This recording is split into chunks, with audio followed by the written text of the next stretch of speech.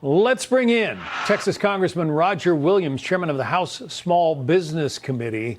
So which side wins here, Congressman? The Texas Democrats say, they inspired California to do its own tit-for-tat redistricting. And as far as they're concerned, that's a win.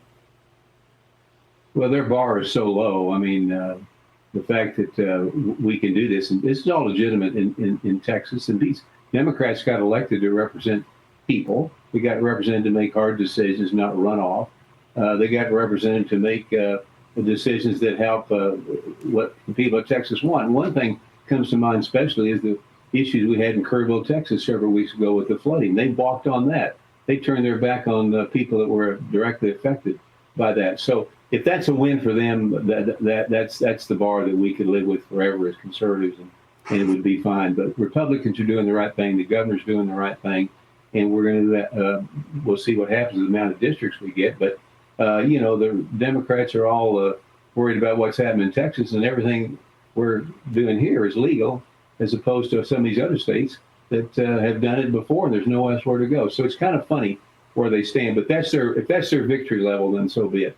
Yeah, it's interesting that California Governor Gavin Newsom wants to trample all over his state's redistricting commission, and yet he presents this as upholding democracy. Well, I think, Gavin Newsom speaks for himself, but you're right. He's going over the independent commission that is supposed to do the things they do in California on elections. And unlike us, we're doing things legally. Everything we're doing is legal in Texas. Yeah.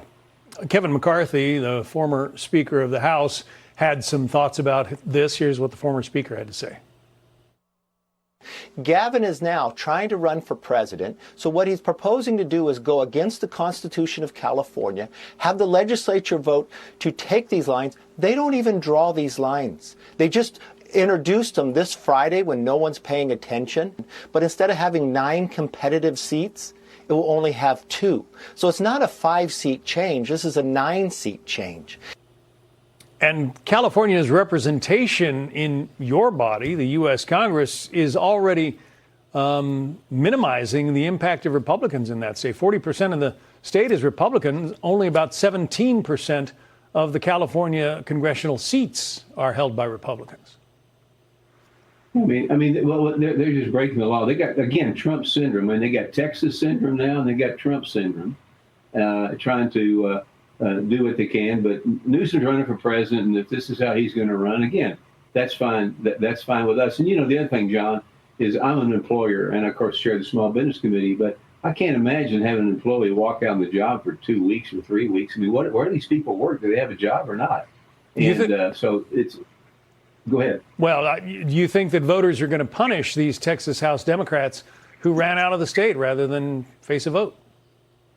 No, I think they will. I mean, they want people who's going to represent them. They want people who will make tough decisions and not run. They want people who are going to adhere to the law and not break the law. I mean, that's what people want. In Texas, if you stand for law and order, if you stand for less government, you stand for standing up for tough decisions, you usually win. But they don't do that. So I think that we could have a pretty big day in Texas come election night.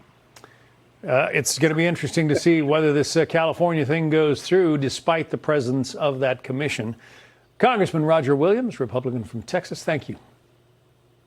John.